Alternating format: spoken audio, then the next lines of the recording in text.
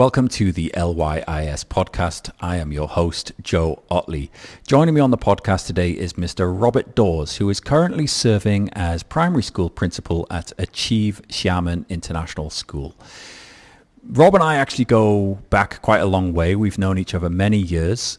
Rob's had numerous different positions over the years in China. He first came to the country in 2011. He's served as teacher in a bilingual school, in language centers.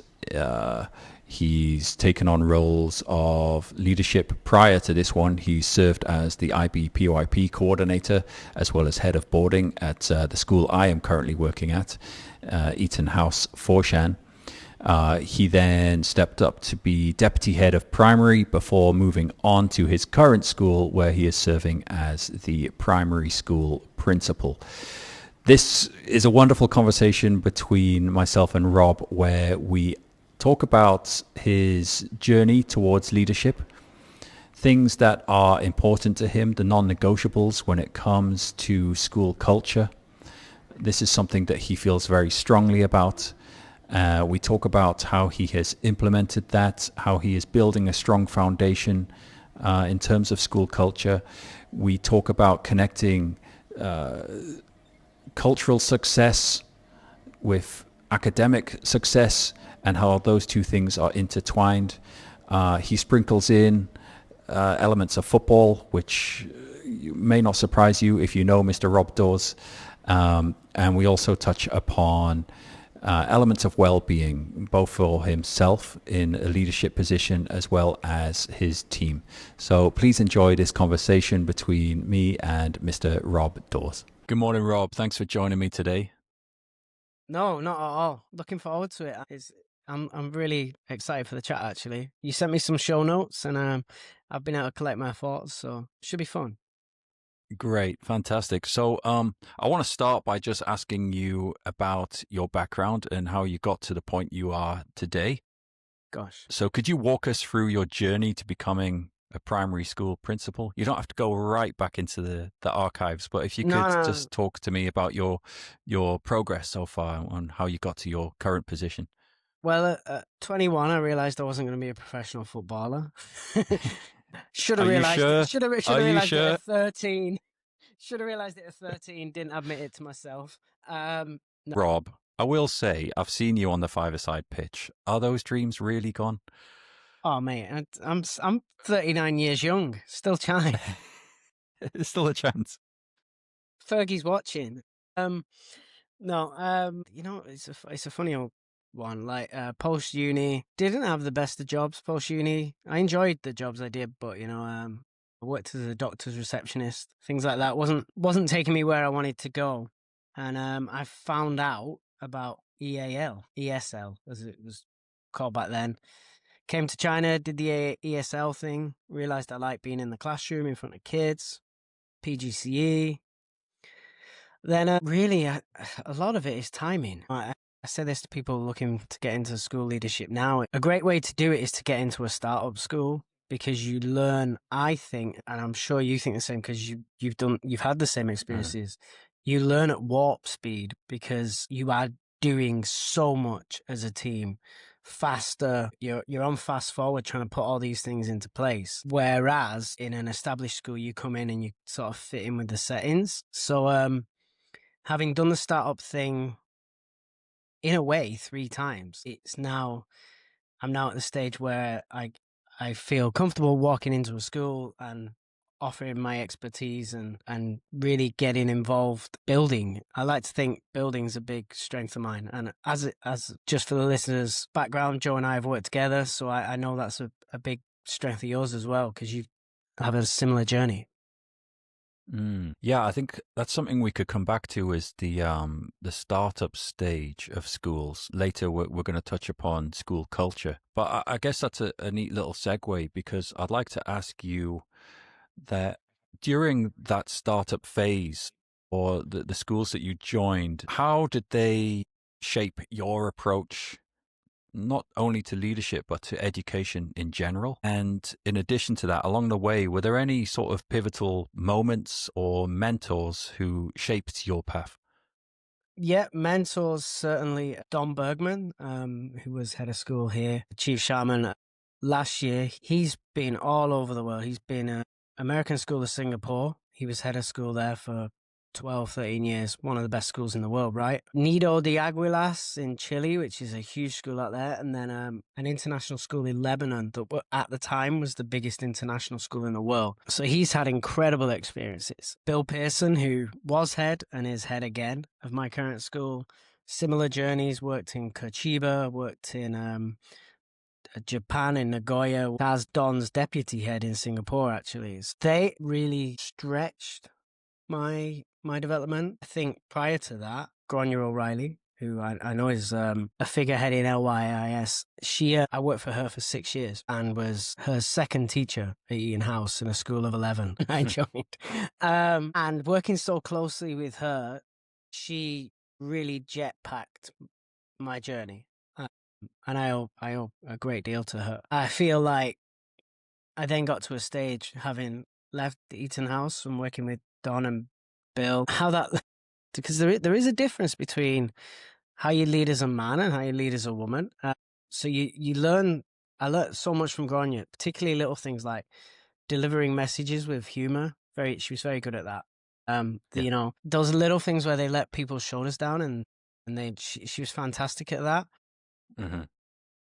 But you can only tell those gags as your authentic self, right? So working with male leaders after that has really helped me in terms of stretching who I am, and the best of what I can take from someone like Grania and apply it to my authentic self. And I think a big part of my leadership is just authenticity.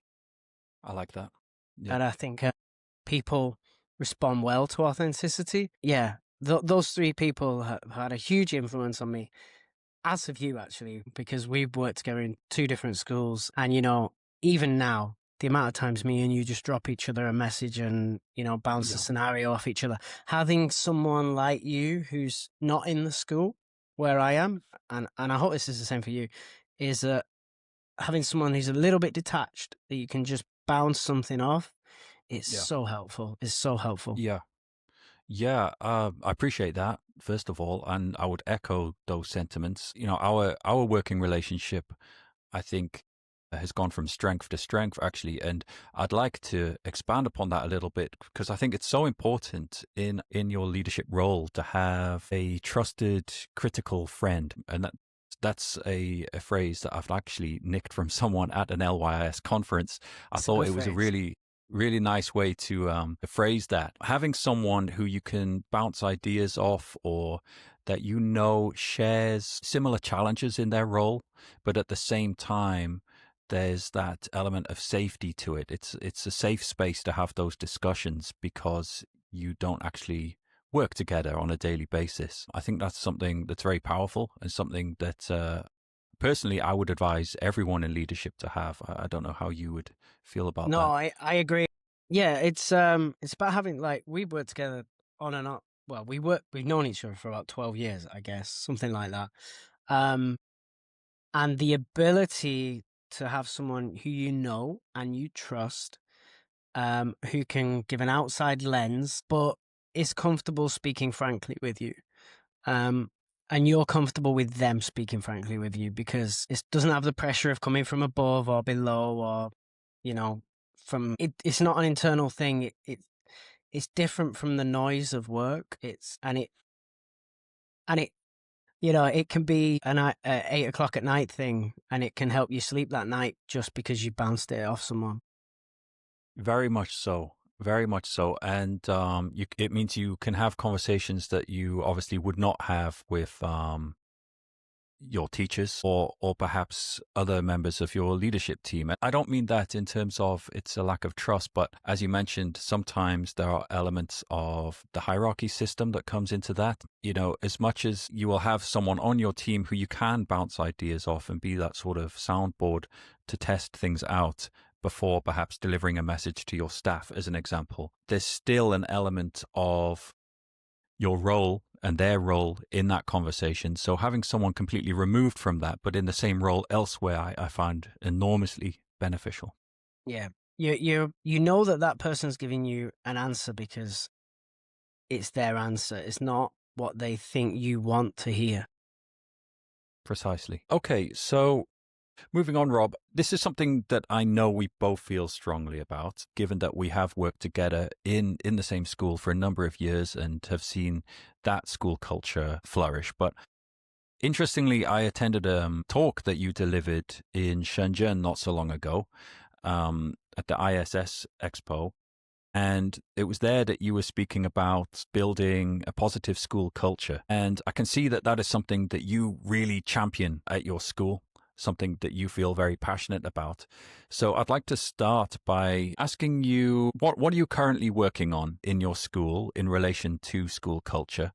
And perhaps you could dip into a little bit of the context there of things that you have put in place. How have you started implementing and building that strong foundation of a school culture?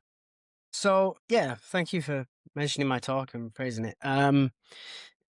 That talk is a lot about putting systems in place and giving people the responsibility to put those systems in place and put their own finesse on it, their own personality into it. I always try to say this to people, kids, and I think it's the same when you apply it to faculty. Just because a child's work doesn't look the way you envisaged it to work doesn't mean the product's not fantastic. And I think that can be the same with whether you're developing a house system and your AD decides to do it slightly different to how you want to do it, or you're looking at building a school garden and you have a vision of fruit and they go for flowers or something like that. Like, just because it's not the same as your vision, you got to trust people to put their own spin on it and do it their own way. Because when you give people that trust, I am massive for this. Like, if someone gives me a project, I'll throw myself into it. So I know that other people are like that. If this is mine and I've got something and it's mine, then I'm gonna give it my all. And that's why it's Yeah. like Alex Ferguson. Yeah, bring it back to football, right? Because that's where Wouldn't be like you. That's where we're driving. He's got this quote in his autobiography that I love about if you give people responsibility, they'll flourish because they feel trusted. And it's something I've always been lucky with the leaders I've worked with, that they have trusted me. So it's something I try to do with other people. Occasionally people let you down, but that's life, right? Just because someone lets you down doesn't mean you then automatically have to micromanage everybody else. So I'm passionately against micromanagement. Rob, what is currently working really well in terms of building the school culture? And then on the flip side of that, what is still a challenge for you? Okay, what's working really well? We have really my staff has really bought into the phonics program we're running now. I don't know if you've heard of Readers Writers Workshop. It's an American thing. We had it. I inherited it. It wasn't my choice. I don't want to criticize someone else's program, but for want of a better phrase, it lacks a phonics component. And I really feel in an EAL setting, phonics is even more important. I think phonics is vital, but in an EAL setting, it's even more important. So we have a British program for our phonics called Read Write Inc., not to be confused with Readers Writers Workshop, which is developed by Ruth Miskin. It's something I did when I worked in London schools. It's what we used when I was in London schools. And my staff has really bought into that. And we're really seeing fantastic results, particularly in the lower primary. We're just seeing this boost. And what we're seeing with the MAP scores in our school is like, we'd have been able to chart kids that have been here 2 years or more versus less than 2 years. And we're seeing like a 20-point gap between the two, which is a huge goal. You can see that from grade 3, grade 4, and grade 5. So that's something that's gone really well in terms of buy-in across the school and in terms of development. Challenges we face, I mean, I think every school in China is facing the growth challenge right now. I think that's always going to be Not always going to be the case, but unless the birth rate starts going up, it's going to continue to be the case because there's just not enough expatriates to go around. We're also, like I said before, we have faced that cross-cultural challenge, but it's one to be embraced. It's one to be embraced, and I think we're doing a really good job of embracing it. One of the things I've learned since I've been here, having worked in the north of China and worked in Guangdong, Fujian is different. Fujian is very different. There's lots of elements of Buddhism in people's beliefs and culture, and quite a big emphasis on feng shui, which has really surprised me, and I really like it, actually. It's something to embrace. So that's one of those things that I think makes our school a little bit unique, is that we're trying to embrace that local flavor as well as the international elements. I think that links back to how you have taken elements that you have learned along the way, and then given it your own unique spin and take on how you actually implement it in your school. I really like how, we started this conversation talking about school culture, but it has naturally gone into the topic of academic success. And I would like to touch upon that if I could, because one thing I wanted to ask you about was, what are your metrics in terms of assessing your success? How do you know that your school culture is thriving and growing? And are there more examples of academic success that you can connect to that? So I think the MAT is a really good benchmark for us in terms of reading, language, and math. Some of it is, so much of it is incidental, though. It's going out in the playground and seeing people being active on duties, not standing around with their friends. I'm talking about the adults, right? It's seeing nice lines in the corridors, walking into a classroom and everyone saying, "Good morning, Mr. Rob," or "Good afternoon, Mr. Rob."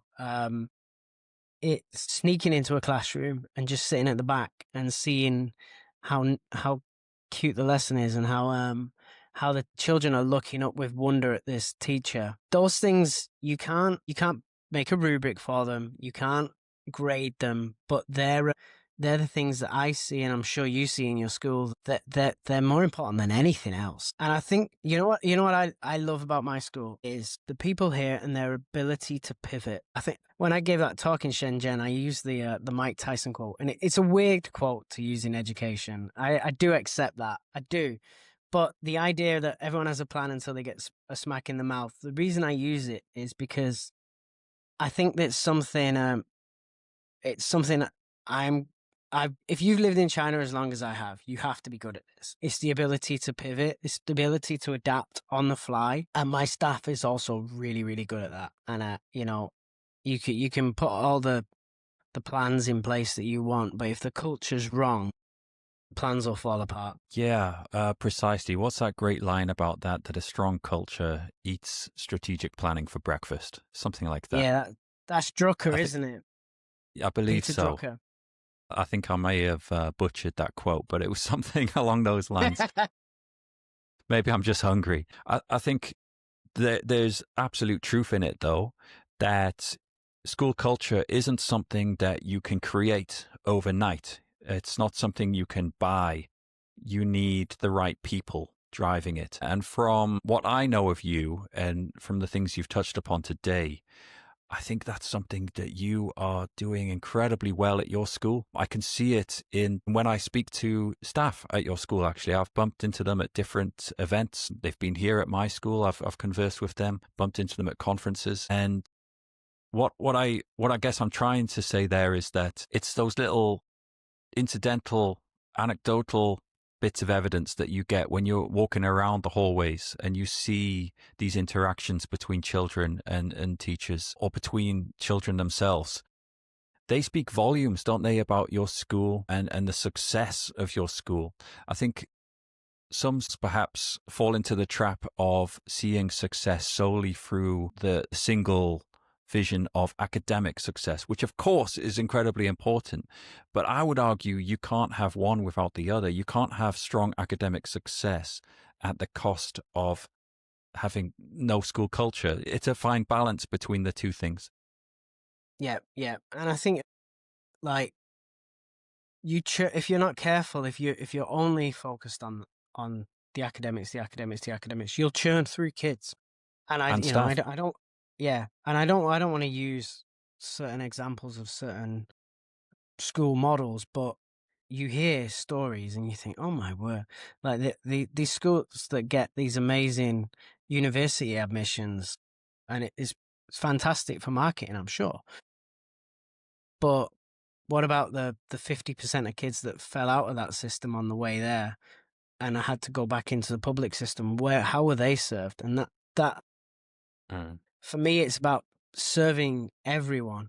We're very lucky here. The parent association, we call them PSA, Parent Support Association.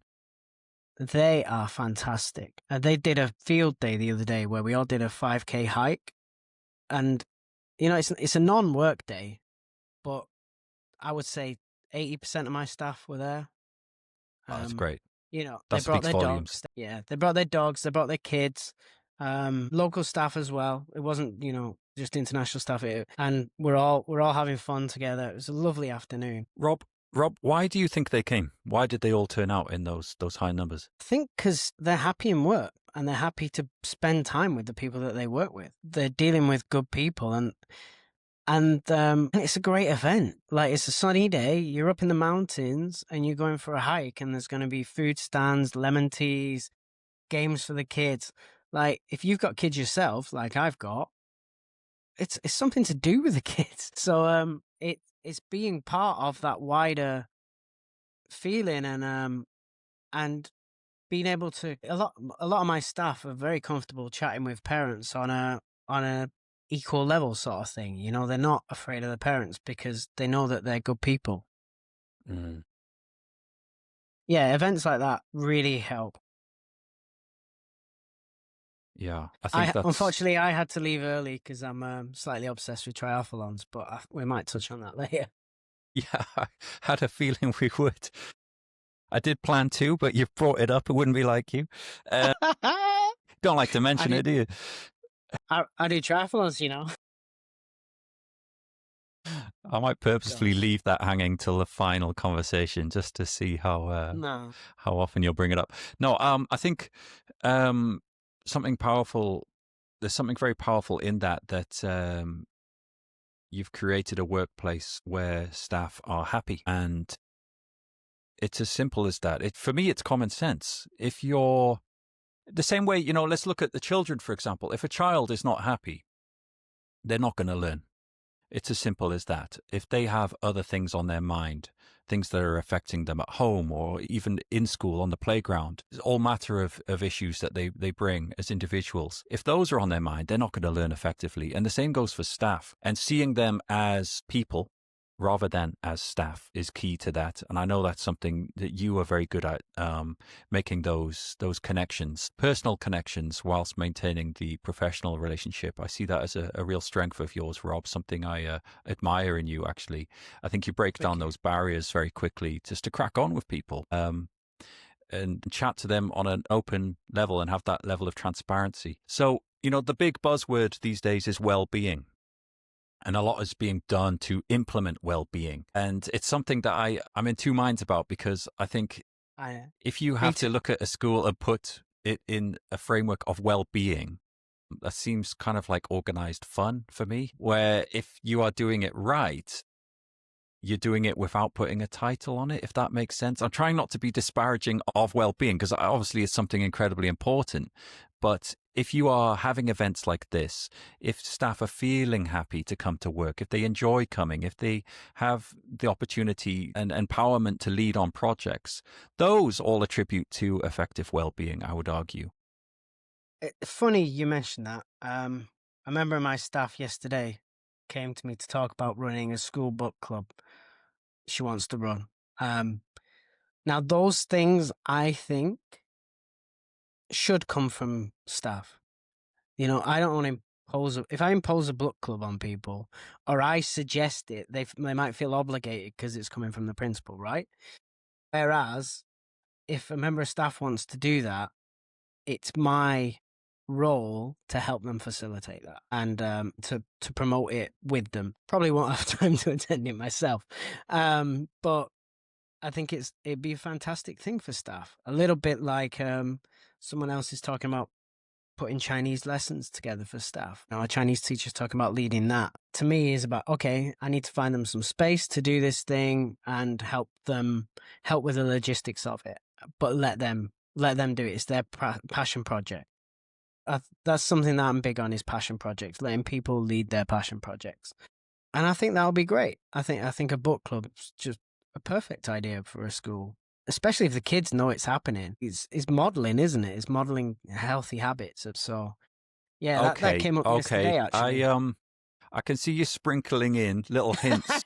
The natural segue into triathlons. Robert Daws, champion of Guangdong marathons. But seriously, I do think it is something that's very important. You were talking there about modeling and being a great example to the children, be it your own children at home or the students in your school. How does fitness and, doing our best to stay in shape, how does that impact your approach to leadership? Are the two intertwined? I think I'm more effective and I'm less, how do I phrase this? I'm less prone to emotional dips if I have trained. So, and that for me is my release. It's a run or a swim or a ride. And I've been very fortunate that I've been trusted to bring this into school. So a Challenge family is, everyone's heard of Ironman, but the second biggest company is Challenge. So they run Challenge, Charmin, they run events all over the world. They've come to because I got involved in the triathlon, not just me. There's 4 of us. There's 3 teachers and myself. And they've come and they've given presentations on the kids' version of the triathlon. So when we've done our triathlon, afterwards we've stuck around and watched some of our kids do the kids' triathlon on the beach there. So that it just another way of building community, right? Cheering on I'm absolutely exhausted, but cheering on the children. So those things, I think it sets a good example. It lets the kids see another side to you, a side of, your passions. Also for me, the triathlon journey, I've done it with 3 other members of staff, all who work in my primary team. And, it does create bonds between you because they see you at your most exhausted. They see you struggle. And you see them struggle. You're all on this journey together. It creates real bonds. It's a way to be vulnerable without being professionally vulnerable. Do you know what I mean? Yep. So they can see the human side. Not that I'm not human at school, but you know what I mean? I do. So that's been a really special thing for me to be able to do it with the people I've done it with. We've been all over. We've done them in Shanghai. We've done them up the coast in a place called Dongshan. And we've done them here. And we've got more planned for next year. And it just, it's really special for me that I've had those experiences with people that are outstanding teachers and outstanding people. So, yeah. Yeah, I really like that you do that as a team, because there's something in there as well about maintaining professional relationships with colleagues and also personal, because the two are so closely linked, especially when you are in the international school scene. Perhaps, you're in a small city. The expats, the internationals that you perhaps know are also your colleagues. That's a very healthy thing to be doing together. That's it's quite the opposite of going out for drinks together, isn't it?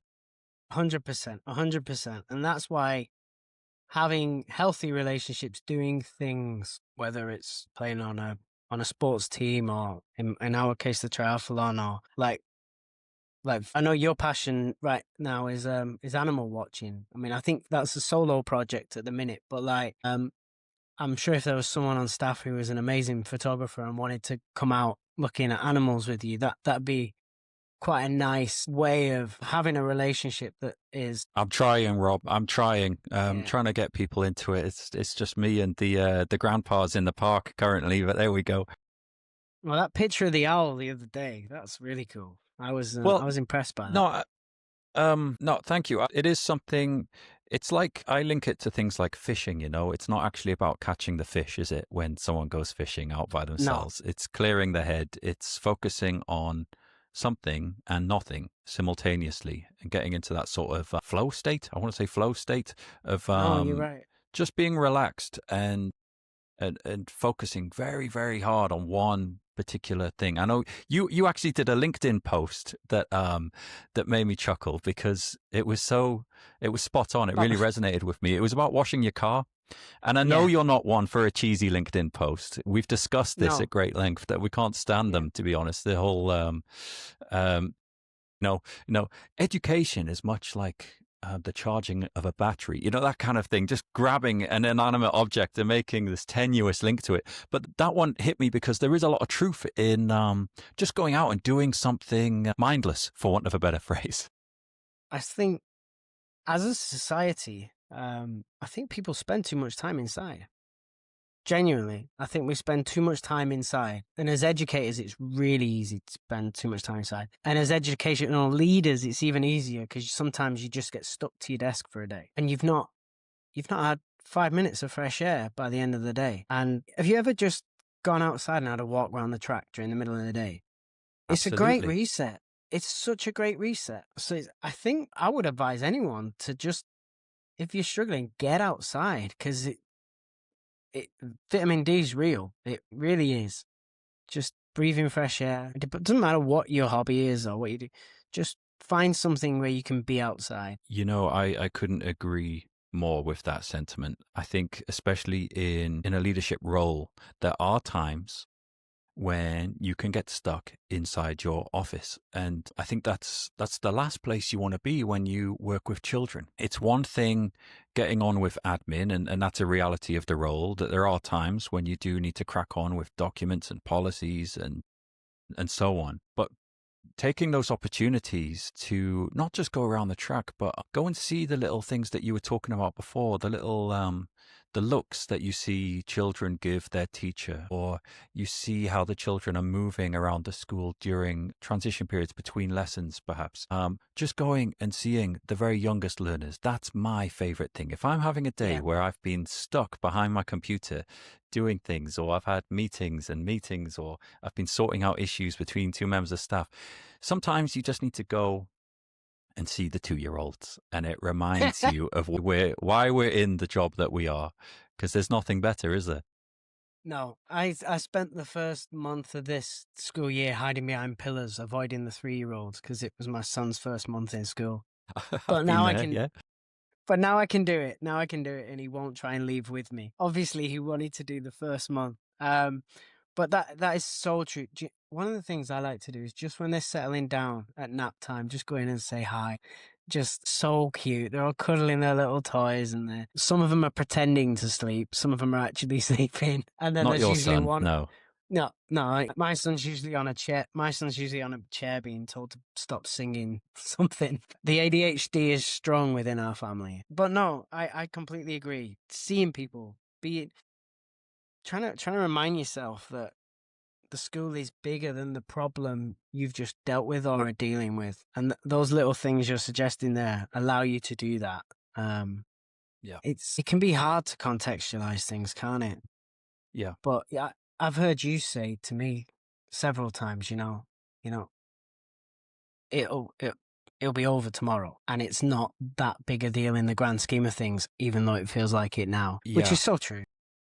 Yeah, a phrase that I try to coin on that topic is temporary noise, That's it. because I Yeah. think at the moment it feels like everything, doesn't it? And it all comes at once. Maybe you've got a bunch of parents who want to come and speak to you about something, and then there's another issue between perhaps two members of staff, or there's some premises issue.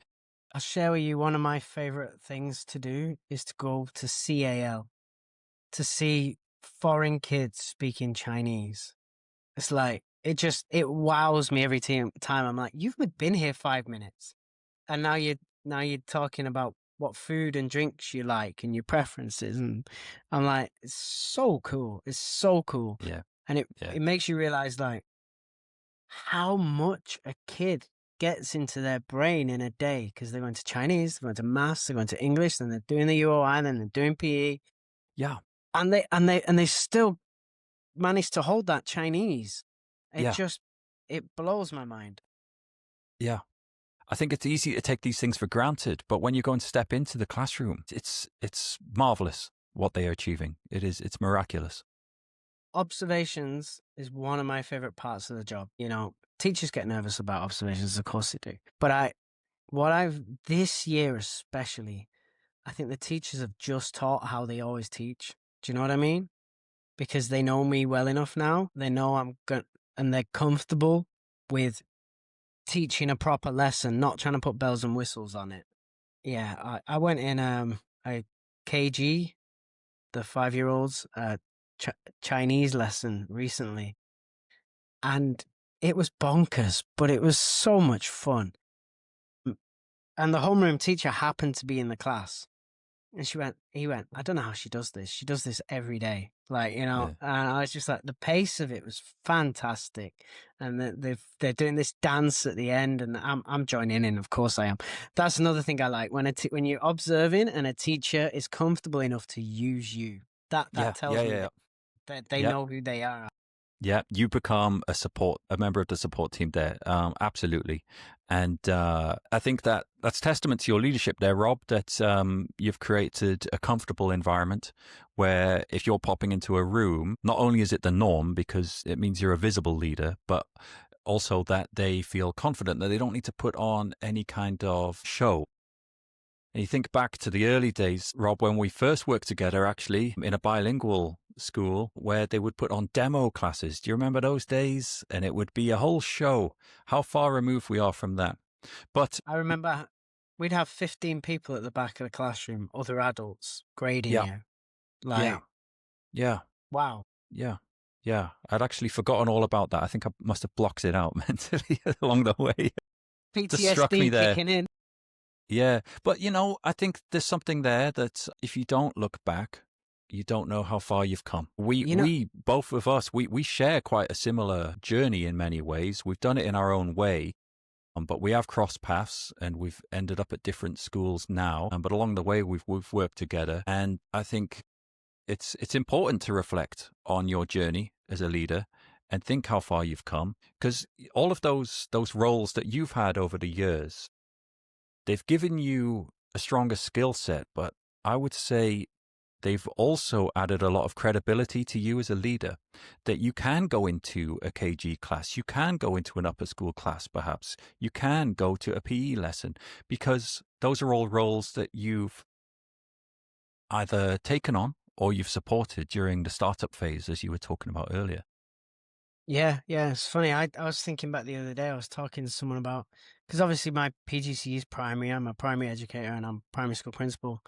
But I was talking to someone about, we do AP here in the secondary.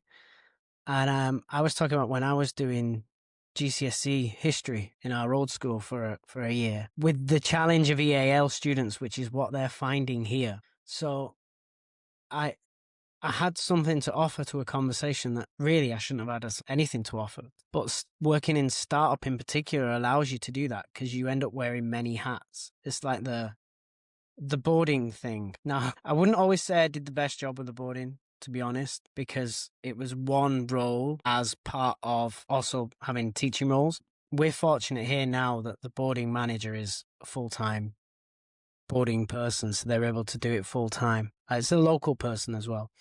But I'm still able to offer advice and insights, and they're comfortable to come to me for that. And, you know, especially when they're trying to think of making it authentically international rather than in a local style. So you end up wearing hats down the years that they give you big picture vision, is the way I would phrase it. Like you're able to see a bigger picture of the school than just your part of it. I'm sure as a head of school, you see even a wider scope these days. Yeah. And I think the fact that you have faced those challenges along the way and areas where and I appreciate your honesty there, where perhaps you didn't do the best that you could. But no, let me rephrase. I think you did do the best that you could at the time. But on reflection, obviously, you've grown since those roles, right? So I guess what I'm trying to say there is that those challenges you faced then give you the expertise to share potential pitfalls with your colleagues in areas that you've worked in. And I think just to sort of round this conversation off, Rob, speaking of challenges and giving advice based on your experiences, what advice would you give to perhaps an aspiring international school leader, someone who is stepping up or has recently stepped into a leadership role? What general advice would you have to offer them? Be comfortable in your own skin. And this comes from the first time I had a leadership role in an international school. You do overthink at first, and you do think, am I doing this right? Am I doing this wrong? And you maybe listen to too many voices and get yourself, if you're not careful, it goes back to the thing of not following the crowd. You have to be comfortable with the mission and vision of the school and how you want to drive it towards that.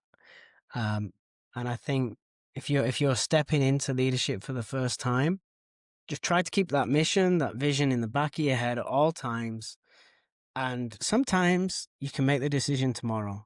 It's all right to sleep on it. You don't have to overreact. Be comfortable in your own skin.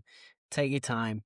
And tomorrow's going to come. And if it doesn't, then, well, you're not here anymore. So it doesn't matter anyway. But that's a slightly morbid way of looking at it. But you know what I mean? Like, tomorrow is going to come. And you can sometimes, especially when you're dealing with people, giving them 24 hours to cool down as well can so sometimes it's like the Chinese phrase man ru, like it's that sometimes you move slowly to move fast. Like, yeah, I think one of the best responses you could give to any situation, not just in education or leadership, but in life, is let me go and find out and get back to you. Let me just think on that. The best response you can give to avoid being reactive to a situation. I also think for people, because you said aspiring leaders as well, so that might be someone that's not got that leadership role yet. Sure. Sometimes you've got to bet on yourself and really find something. And when you get it, throw yourself into it. It's really easy to sit in a role and feel sorry for yourself that you've not got what you think you deserve. And if that's how you feel, go and bet on yourself, find something else, because it's probably not going to get handed to you, especially if you're sat there feeling sorry for yourself. So go and bet on yourself and throw yourself into it and enjoy it. I love my job. I don't know about you. If you're not enjoying it, then you're not doing it right. Yeah, I couldn't agree more. And I think the main theme of today's conversation has been about authenticity. Mm-hmm. And it is tempting in the early days of your leadership. And I don't want to put words into your mouth, but you mentioned something like this earlier, that it is tempting to sort of emulate the leaders that you have worked for, and perhaps take their little tricks and stock phrases and use them yourself, and that can get you so far. But to be credible, you need to be yourself. I really like that you've said that multiple times. Being comfortable in your own skin and being confident in yourself it speaks volumes, because people see straight through someone who isn't showing authenticity. And it's with both Northern English, right? And it's the easiest thing in the world to pull someone down or pull yourself down, because that's the culture we were raised in, like 100%. Northerners, like, if you tell your mate, if I tell my mate I've just done a triathlon, he goes, "What did you even do that for, you madman?" Like, like it's that's the way it goes, right? Wind your neck in. Yeah. But actually, don't wind your neck in. Yeah. Stick it out Be brave. Like learning not to wind my neck in has been an incredible part of my journey. Actually, it's not Yeah. caring that other people think you're Yeah. an idiot. Fine, it's I all want right. to. I want to quote a mutual friend of ours. You may recall from back in the day when we played five-a-side in Forshan, that there was a Scouser there, and I remember I pulled off a ridiculous goal, very rare, but a really nice goal. I just wish there was footage of it to prove that. His response was, "Who are you?" Well, that was spot on. Yeah. Who do you Yeah. think you are? What are you doing that for? Yeah. Yeah, Should have it's passed great. Yeah, yeah. If I'd missed, fair enough. But yeah, to pull someone down after they've achieved something, I think that's hilarious. And it's all Yeah. done in jest, though, isn't it? No. Rob, it's been fantastic speaking to you today. It's been quite insightful. It's been lovely to catch up with you, given our shared history, and then now to see you just absolutely thriving and just being yourself in your role and being so successful in your career. As a friend, I'm really proud of you, actually. Same to you. To be able to sit here and have this conversation with you is really special, actually, and something I will cherish. So I think we could go on and on forever, to be honest, about all of the topics that we touched upon today. Yeah. But I've loved speaking to you, Rob. It's been fantastic. Thank you so much. Me too, mate. Always a pleasure, but particularly to be able to do this with you, and to be able to talk a little bit about your style as well, because I imagine most of these interviews will end up being of other people, but I think knowing what you do and how you build school culture, we share those same values, and I've really enjoyed this.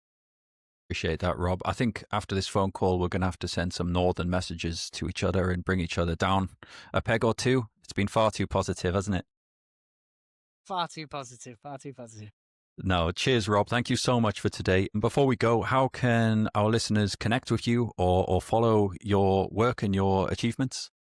I am on LinkedIn. If you just check for Rob Daws, there's a famous actor called Robert Daws. So I'm not him. I'm Rob Daws. A WeChat, Rob_Daws1.